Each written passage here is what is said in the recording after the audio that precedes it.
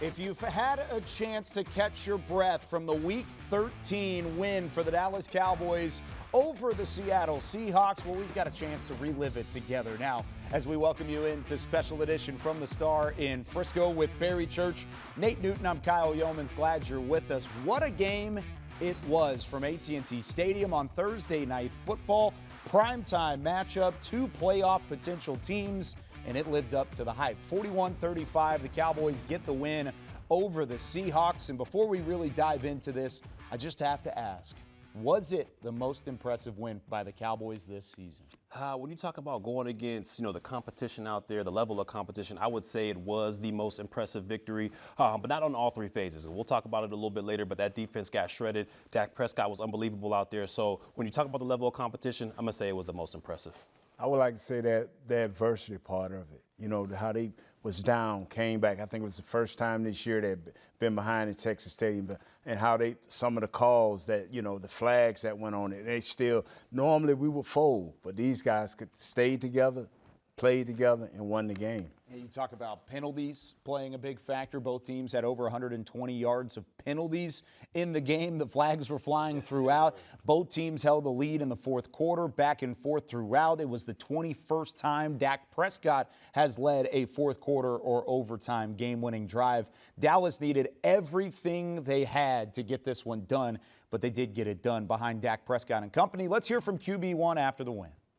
I understand nobody's opinion defines me, and that's the great part about life, and that's the great opportunity that we all have, that people can say whatever they want. But I have the pen, I have the paper, and I'm the one writing. So because I'm playing as well as I am now, doesn't mean that I'm going to stop, doesn't mean I'm going to listen to them now. Appreciate them, but I don't care about their opinions right now any more than I did when they said that, when they're calling for my spot. So you know what the kids say these days. Haters gonna hate. That's part of it. And Dak Prescott, he's done enough to silence a bunch of the haters over these last couple of weeks. And he's playing at an MVP caliber level. What have you seen from QB1? Well, he seems cool, calm, and collected throughout the entire game when they talk about that Seattle. Once again, 21 of 41, I believe, 299 yards passing, 3 touchdowns, and most importantly, 0 interceptions. So he's making great decisions with the football out there. And oh, by the way, he's using his legs as well. Added 23 yards on the ground as well. But when you look at Dak Prescott earlier this season, I was thinking to myself, man, defense is the strength of this team, and they're only going to go as far as that defense takes them.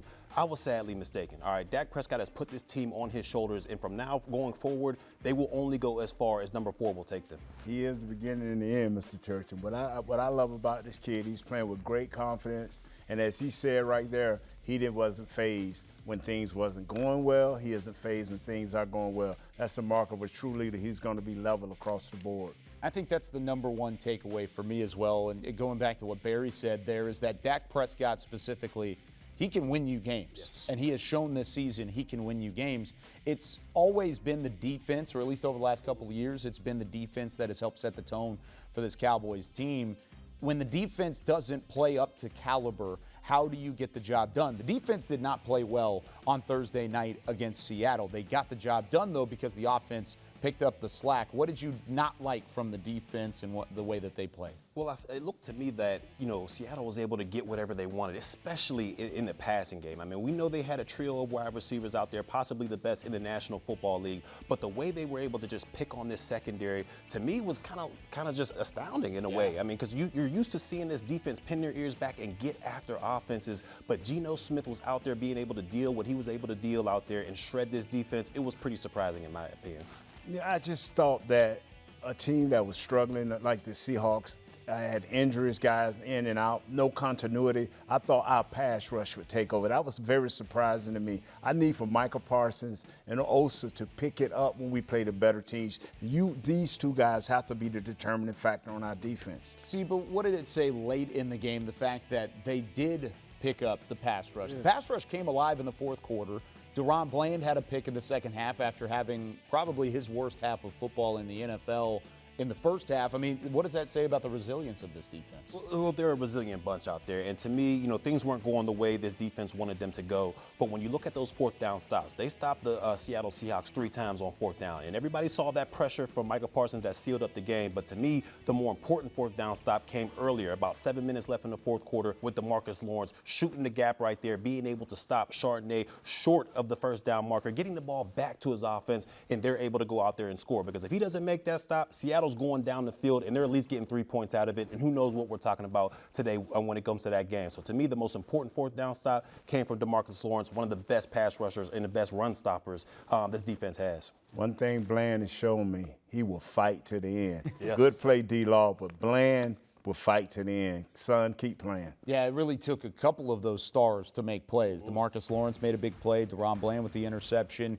even Micah Parsons at the end. He never had a sack, but he had the best pressure of the day right there at the end against Geno Smith to win that one, 41-35. When we come back, though, this is a tough stretch for the Dallas Cowboys. Which area of this Cowboys team should be most concerned going into these next 5 games? Special Edition, presented by AT&T, is brought to you by your Texas Ford dealers. Ford is the best in Texas. Reliant, official energy provider of the Dallas Cowboys. Blockchain.com, make your crypto play today. And by AT&T, official sponsor of the Dallas Cowboys.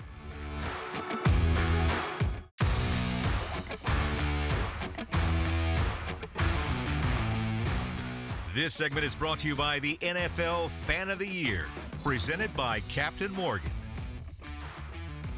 Welcome back into Special Edition from the Star in Frisco. The Cowboys have won 4 straight. They had a 41-35 win over the Seattle Seahawks, but this is a tough stretch for the Cowboys coming up. Philadelphia, Buffalo, Miami, Detroit, and Washington, the final 5 games of the 2023 regular season. It doesn't get easier for this Dallas Cowboys team, so we're going to hit some of the areas of concern on this roster right now and see where the level of concern is from our esteemed analyst here with Barry Church and Nate Newton. Let's start with the offensive line, so that means we're starting with Nate Newton. Nate, when it comes to the offensive line, what have you seen over these last few weeks, and where can they improve? They're playing well as a unit, but we still having a little bit of problems with our right tackle. Sometimes we get over anxious and want to lunge instead of sit back and and dance a little bit. But it'll get better as time goes on. In the middle of our offense, we still got to worry about Biotis, because the bigger guys we're going to play against Philadelphia and the other teams going to have these guys in the middle. But Coach McCarthy has done a great job of scheming up plays and helping everybody be a part of this run game. So I'm not overly worried, but I am a little bit worried. A little bit. Just a tad bit. And I'm with you on that, Nate. I'm with you when it comes to the offensive line. And there's a little bit of worrisome there. I'm not overly concerned about it, because even though this team gave up 4 sacks last game against the Seattle Seahawks, when you look at it, 3 of those sacks, in my opinion, were cover sacks. And what I mean by that is the back end for the secondary did a great job locking down the receivers for the Dallas in that particular occasion, forcing Dak Prescott to hold the ball a little bit longer than he wanted to, resulting in a sack. Other than that, I feel like he was upright the majority of that game, and he had plenty of time to hit his weapons down the field. And with the way he's playing quarterback so far this year, all you need from that offensive line is to be able to hold up just a little bit, and he'll be able to find those weapons out there. So to me, I'm not overly concerned, but they do need a little bit of help when you talk about Steele and Biotis in the middle. So I feel like these two things may go hand in hand, offensive line and then the run game. And Nate, you talked about Mike McCarthy as a play caller and scheming things up the right way for the offensive line. Can they do that for Tony Pollard to get the run game going? Neither team on Thursday had an effective run game. Can Dallas find one down the stretch? The thing is, not a single player. If you look at Tony Pollard and his numbers now, 20 carries, maybe 60-some yards, that doesn't look good. But he got C.D. Lamb involved. He got Dowdle. He got Rico Dowdle involved. We had 134 yards on 34 carries. Yeah. The running game is effective. It just ain't not one person. it's a group thing. Yeah, I'm with you on that as well. And then when you talk about it's kind of a running back by committee situation they got going on right now. Everybody's kicking in, from Dak Prescott, CeeDee Lamb on those reverses, Tony Pollard, and Rico Dowdle. They're all going in there. And what they have to do to make this running game successful is to simply go out there and make the defense feel like that running game is respectable or honest. If they are able to keep the defense honest to where they respect the ground game, then Dak's going to be able to go out there and play the quarterback position at a high level, using play action, finding his receivers out there. So they don't have to be all world on the ground game. They just have to be respectable. Got to find a way to be respectable. And sometimes it has depth to play with it, because if Rico Dowdle was not available yesterday, I think then you see Deuce Vaughn. You've got some guys there that you can maybe try and get the ground game going. Speaking of depth, you look on the defensive side, the lack of depth is there at linebacker. And, of course, that's one of the reasons why the conversation around Shaq Leonard has been so heavy this past week, because they need depth at that position. Where's your concern when you look at the second level of that defense? I'm pretty concerned when you talk about that second level. And it's nothing against, Marquise Bell. I think he's had an amazing season out there, transitioning from safety to linebacker. But when you go against the more physical teams, which this Dallas team is going to have to go against if they want to get to the level they want to, which is Philadelphia, San Francisco, Detroit, those teams will run right down your throats. And I understand Marquise Bell has had a great season so far, but they will find him with those 300-pounders. And I don't care how you look at it, 300 versus 215, it's not going to work out like that. So to me, you got to get a little bit more beef in there, get another linebacker in there with a little bit more body. He doesn't have to play all three downs. Maybe first and second down, then you bring Bell in for passing situations. But when you go against these physical teams, you're going to need a bigger body in there. So it's slightly concerning to me on that second level. Clark just have to play bigger,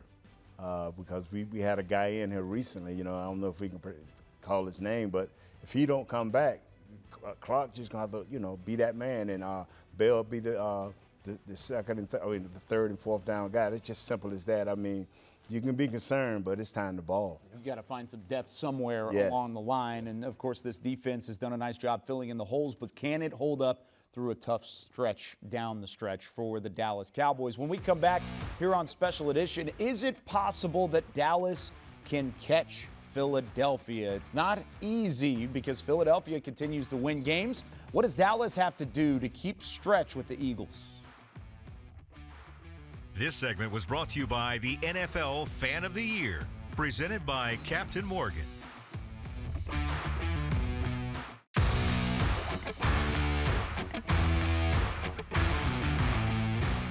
This segment is brought to you by your Texas Ford dealers. Ford is the best in Texas. I mean, it's just another game. They got to come see us now. I'm excited about every game, but I feel like it's us against the world, so let's do it. The Dallas Cowboys against the world, says Micah Parsons. It's the stretch that everybody had been looking for this Cowboys team. And really, Philadelphia, San Francisco, they've got some stretch of their own here in the back half of the 2023 NFL regular season. Back with Barry Church and Nate Newton, I'm Kyle Yeomans. Let's take a look at the upcoming schedule for three of the top contenders in the NFC. And it doesn't get easier for the Cowboys. Of course, we talked about their stretch, starting with the Seattle Seahawks. Then you've got the Eagles, the Bills, the Dolphins, and the Lions, all playoff teams right now. And you look at the win-loss record to the right there, too.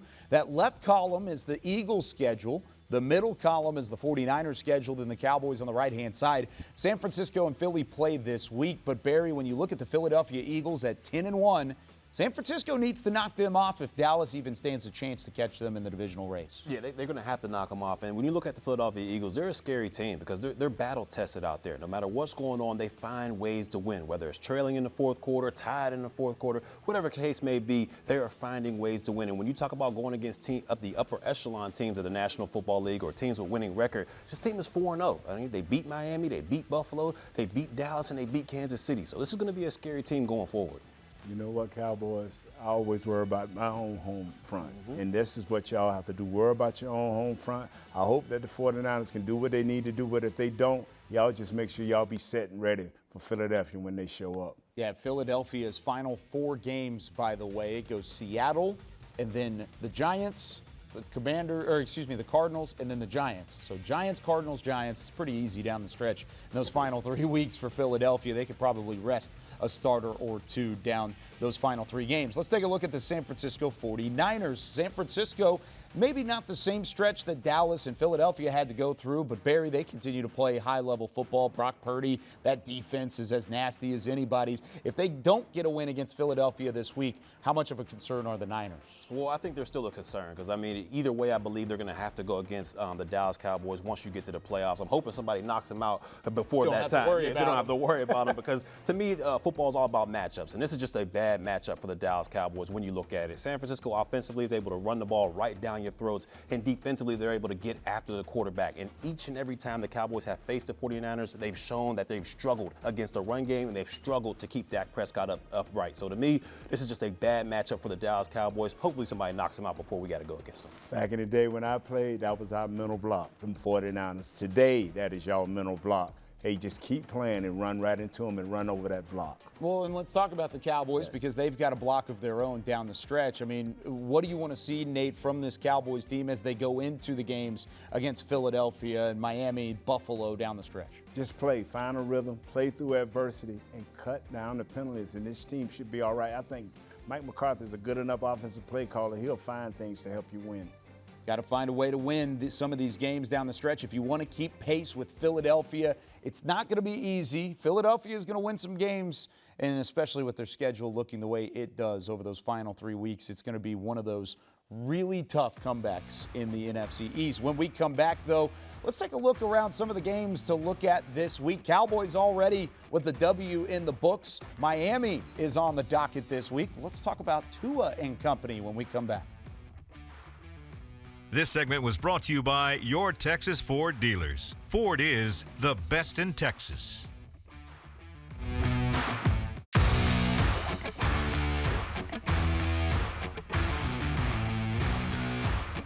Welcome back into Special Edition at the Star in Frisco with Barry Church and Nate Newton. I'm Kyle Yeomans. Let's take a look around the NFL here in Week 13. The Cowboys already have a win in the books with their 41-35 victory over Seattle, but there are some games to keep an eye on. Let's start, Barry, with Miami and Washington. Of course, the Commanders in the division, got to keep an eye on them, but this is a Miami team that might also be in that upper echelon of teams in the NFC. Yeah, I believe Miami. AFC, excuse me. Oh, yeah, I definitely believe Miami is one of the upper echelon teams when you talk about, performance on the football field. And I think this is going to be another drumming for the Commanders out there. When you look at it, Miami's team is just loaded offensively. When you talk about Tyreek Hill, Tua, what they're able to do out there defensively, they're coming together, even though they lost one of their best pass rushers in Phillips. This should be a good game to keep your eye on, but I think it's going to be a drumming.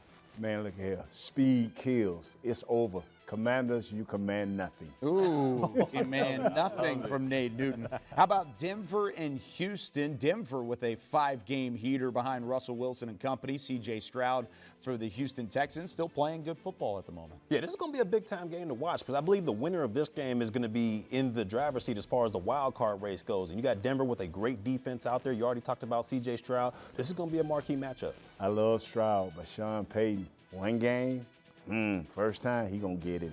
Okay. Yeah, he's helped turn things around in Denver. And then, of course, the game that we alluded to in the last segment, Brock Purdy and the 49ers going on the road to Lincoln Financial Field to face the Philadelphia Eagles. And, of course, Philadelphia being what they are as a team, it's pretty impressive that they've even gotten to this point at 10-1. Have they gotten the job done, or do they get the job done against You say San Fran rolling up to the Lincoln? They're going to Lincoln. Yeah, man. San Fran, be physical, baby, because that's what it's going to be about. Oh, this is going to be a physical matchup. This is going to be one of them buckle your chin strap type matchups, and I hope San Francisco wins because that just makes that Dallas-Philadelphia matchup next week that much more important. It's got to be a win for San Francisco if Dallas wants to keep pace. I said it in the last segment. I'll say it again here. You've got to have a San Francisco win, or else Dallas might as well mail it in from an NFC East standpoint. That's not the case, though. We've got to have a successful December here at the Star in Frisco. When we come back, we give our keys to having a successful month for the Dallas Cowboys.